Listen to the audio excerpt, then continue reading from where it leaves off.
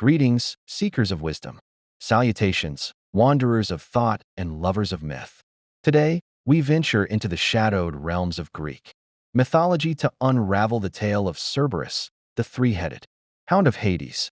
This is not merely a story of teeth and terror, but a meditation on duty, duality, and the boundaries between light and darkness. Prepare to question what it means to guard the unseen, to serve without choice, and to exist as both monster and martyr.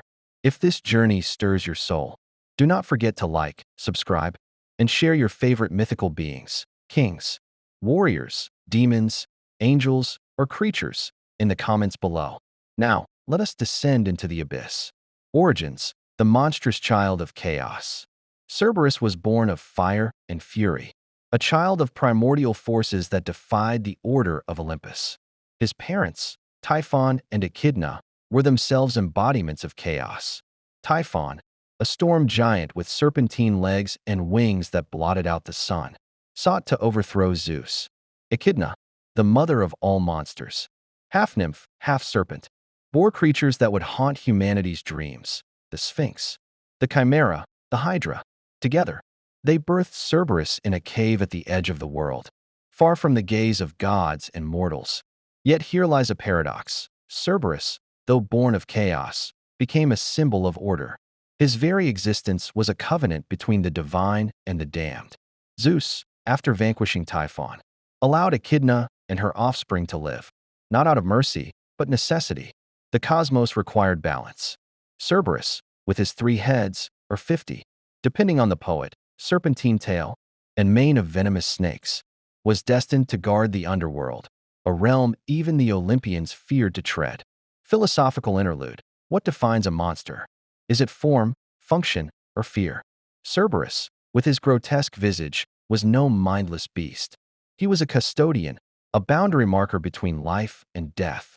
His birth from chaos, yet his role as enforcer of cosmic law, forces us to confront the duality of existence. Even terror has purpose.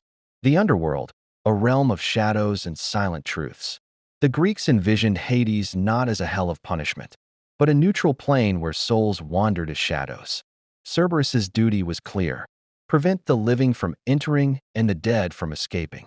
He lay coiled at the gates of Acheron, the river of woe, where Charon ferried souls. His 3 heads symbolized mastery over past, present, and future, or perhaps the tripartite division of the soul, logic, spirit, appetite. His serpent tail hissed warnings, and his claws could rend spirit flesh. But lesser-known tales whisper nuances. The compassionate guardian. In some hymns, Cerberus was said to wag his tail for newly arrived souls, welcoming them to their rest. Only those who sought to flee faced his wrath. The origin of aconite. When Hercules dragged Cerberus to the surface. More on this later. The hound's drool spawned the aconite flower, a deadly poison. Nature itself bore witness to his power. The singing gatekeeper, Orpheus, the lyre-playing hero, once lulled Cerberus to sleep with music. This reveals a vulnerability. Even the guardian of death could be swayed by beauty. Philosophical interlude. Cerberus's role mirrors humanity's relationship with mortality. We fear death, yet it is the inevitable gatekeeper of life's meaning. Could Cerberus's ferocity be a reflection of our own refusal to accept this truth? The labors of Hercules, a clash of divine wills. The most famous myth of Cerberus is his capture by Hercules, the 12th and final labor imposed by Eurystheus.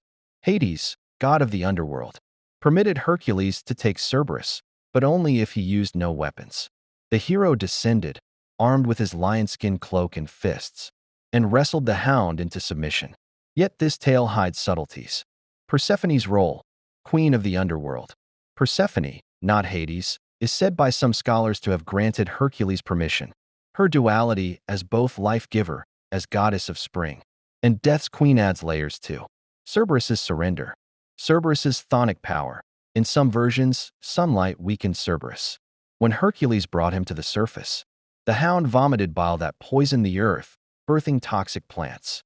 The aftermath, Cerberus was returned unharmed. Unlike other labors, this one ended without bloodshed. Hercules, the embodiment of strength, acknowledged the hound's sacred duty. Philosophical interlude. Hercules' triumph was temporary. Cerberus's return to the underworld symbolizes the futility of conquering death. Even the greatest hero cannot usurp the natural order. Forgotten tales, Cerberus in lesser-known myths. Beyond Hercules, Cerberus appears in quieter stories. Aeneas's descent in Virgil's Aeneid. The Trojan hero Aeneas enters the underworld. The Sibyl, his guide, throws Cerberus a drugged honey cake, subduing him. Here, the hound is outwitted by cunning, not strength. Theseus's folly. Theseus and Pirithous once tried to kidnap Persephone.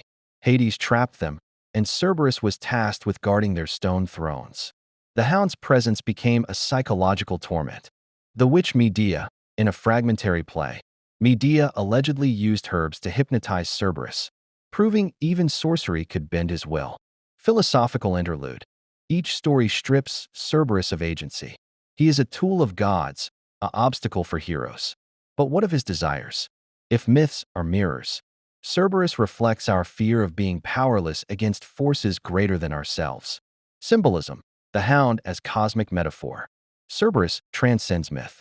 He appears in alchemy as a symbol of primal matter, in Dante's Inferno as a gluttonous demon, and in modern media as a pop culture icon. But his deepest meanings lie in antiquity. Duality. Cerberus guards the threshold between seen and unseen, known and unknowable.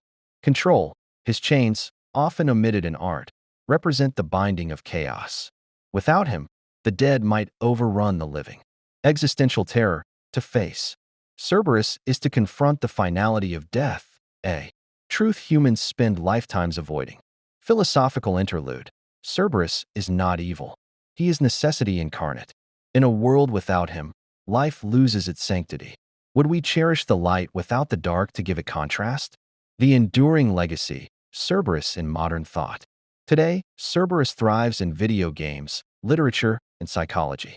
Freudian theorists liken him to the guardian of the unconscious, repressing forbidden desires. Environmentalists might see him as nature's retribution, a force punishing humanity's hubris. Yet the hound's truest legacy is philosophical. He forces us to ask, what do we guard? What boundaries define us? And when we face our own Cerberus, be it fear, doubt, or mortality, do we fight, submit, or seek harmony? Farewell, fellow philosophers. And so we conclude our Odyssey. Cerberus, the eternal guardian, remains coiled at the crossroads of myth and meaning. Was he a monster? A servant? A metaphor? The answer, like all great truths, lies in the eye of the beholder. If this tale has ignited your imagination, smash that like button asterisk. Subscribe for more journeys into myth. And asterisk comment below. Who is your favorite mythical being? King, warrior, demon, angel, or creature? Until next time, keep questioning the shadows. Farewell, brave souls. May your own guardians be ever vigilant, and your journeys through life's underworlds lead to wisdom.